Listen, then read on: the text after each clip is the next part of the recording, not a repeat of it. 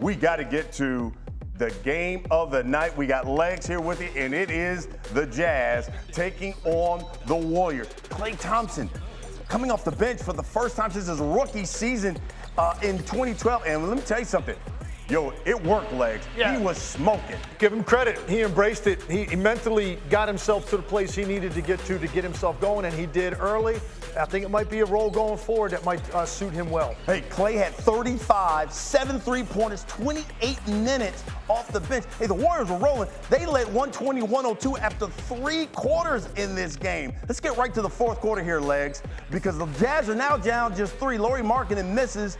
John Collins comes up with it. He doesn't. Dunked it home. Jazz are now down just 1. 10 seconds to play. Markkanen misses. Collins the rebound, but he throws it away. Yeah, right here, sort of panics, doesn't execute this, throws it up about 8 rows up the stands. He can't believe it after the Warriors made a free throw. Look, the Jazz had a chance to tie it. Colin Sexton misses that 3. Warriors go on to win this one.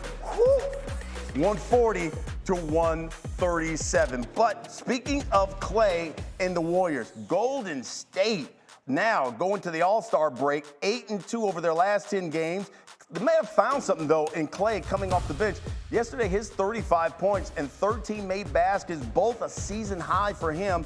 18 of those 35 came in the third quarter, which was also the most scored in a quarter for him this season. So I guess it begs the question here, Legs, does Klay coming off the bench, does that improve the Warriors, you think? Yeah, if he mentally can embrace this, which, listen, this is not an easy thing to do for a player of this caliber at all. Give him credit, because he obviously was in the right place mentally. If he's willing to accept it, I do think it can help their team for a couple reasons.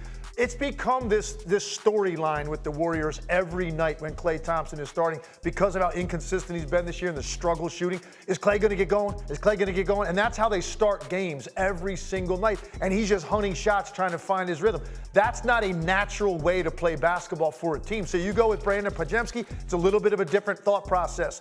He's out there, he's going to be more of a facilitator. He can still get his own shot. But now I think there might be some better continuity at the start of the game. And you have now condensed Klay's night in terms of minutes. He's going to play in the upper 20s in minutes coming off the bench. I think that might be a good thing for him at this stage of his career. And he also knows when he comes off the bench, he's got one thing to do. They come in with the second unit primarily to start the game, and we're going to go to you, and it seemed like that really did something for him in terms of his aggressiveness, his confidence. Everything was flowing last night, and he looked like he was okay with the whole thing. This might be something going forward that can help the Warriors. I mean, I don't know if it's enough to elevate them to like a team that can really do some work in the postseason. But I think in the short term right now, this might be the best thing for Klay Thompson and the best thing for the Warriors. Obviously, they believe with this core that they can do some things because they didn't make any big trades.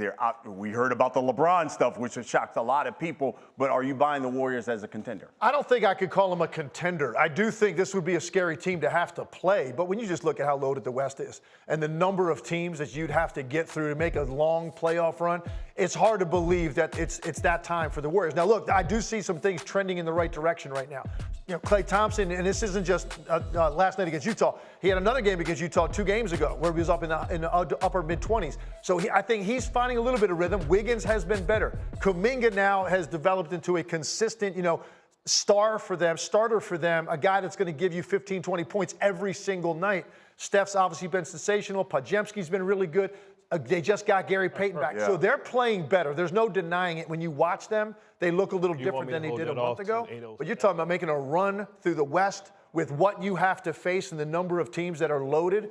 I don't think I can call them a contender because for me, that means you think maybe conference finals. Yeah. If you don't think you can get to the conference finals, you're not a contender. So that's why I don't think I can put them in that category. We're going to talk more NBA because we've got to get into the Bucks as well here with Legs. I think right now you need to unlock Klay Thompson, whatever that's going to take, and you got to get out of your comfort zone sometimes. I give him a lot of credit for embracing this because clearly last night he was in the right frame of mind, and that's not an easy thing for a guy to accept, but that's what they did for Klay Thompson.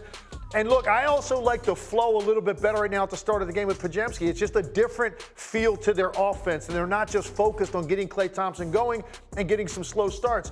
I don't know that this is permanent, But I do think right now this is the best thing for the Warriors, and it's certainly the best thing for Klay Thompson if he embraces it. He can do more in fewer minutes and be better while he's doing it, and they certainly saw that last night. Okay, so then are you buying the Warriors now back as title contenders? I wouldn't put them as a title contender. I definitely think they'd be a scary team for anybody to have to play. I just don't think they're big enough. I don't think they've got quite enough depth on this team.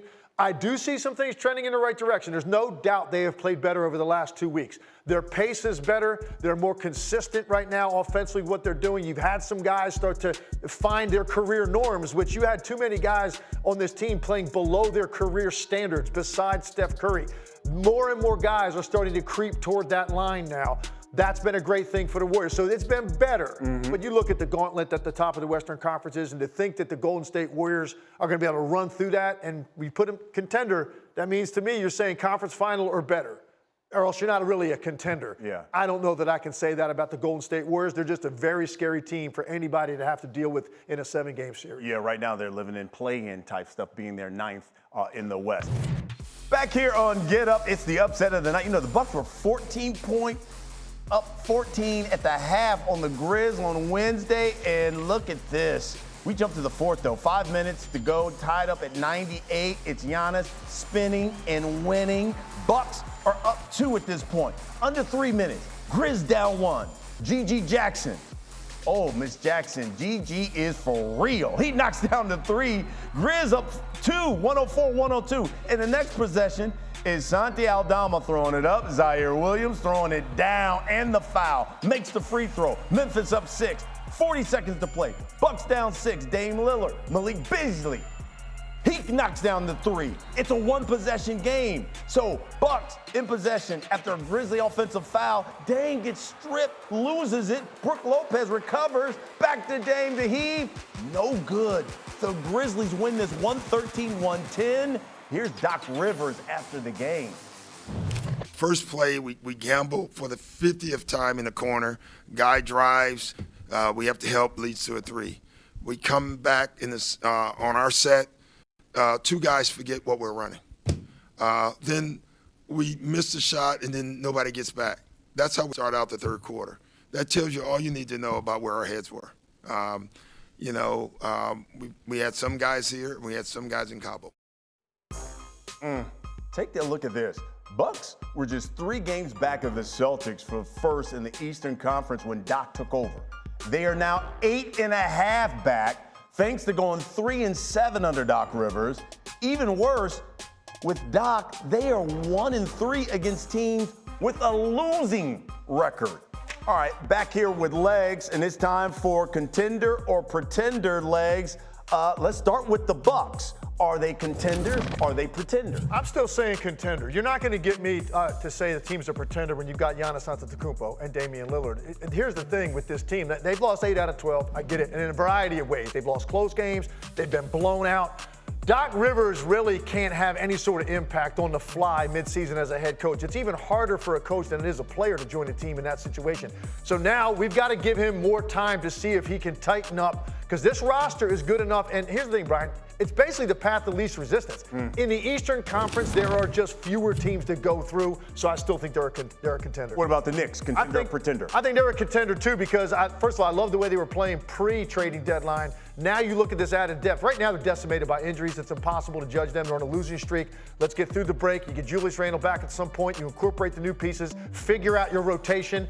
I still think the Knicks, again, because of the just fewer teams that you've got to go through at the top, I think the Knicks, when it's all said and done, will absolutely be a contender, potentially a conference finalist. Let's go back out west. How about the Lakers? Contender or pretender? I'm going to say pretender for them, and it's because of this. There's just too many teams that are too loaded in the Western Conference. And look, some people might say if you get Minnesota, you get Oklahoma City, these 2 teams at the top that have very little playoff experience collectively, and you get the Lakers, like the Lakers could be favored in a series like that. I hear you, but I don't know that I would go there because both of those teams have been so good on both ends of the floor all season. And then you start throwing in these other teams. You throw in the defending champ Denver. You throw in a better Phoenix team. You throw in Dallas, who I think right now is going to be scary with their new additions and the way that Kyrie Irving is playing right now. And I probably left some people out. That's how loaded Clippers. That's how loaded the West is. So to think that the Lakers can come from wherever, play in or a 6th spot, whatever it may be, and run through that gauntlet to get all the way to the finals, I just don't believe that's going to happen. I don't think their roster is good enough despite the fact they've got LeBron James and Anthony Davis. And especially when you look at the top, and it's Denver, and you look at Minnesota, the way Minnesota continues to beat good teams there and remain at the top of the West. Can the Lakers make one last run, you think, with LeBron? I think it's going to be difficult. Look, I know that they've got two guys that physically can win any matchup in front of them. And so when you've had that, you're going to be a tough team to play against. You know, all the playoff experience will factor in as well. But it's really just the physical stature of these two players and why they're so difficult. But I just look at the rest of the roster, and then I compare them to what they're going to have to play against. It's hard for me to imagine them doing something similar to what they did a year ago when they made a run from the play-in and they get all the way to the conference finals. This is a different Western Conference. I think these teams are legit, including Minnesota and Oklahoma City. I think those two teams have great core continuity. And in Minnesota's case, you're talking about an elite-level defensive team with size that could go up against the Lakers if that was a first-round matchup. So I just look at the minefield for the Lakers. It's just different than what you have at the top of the Eastern Conference. All right.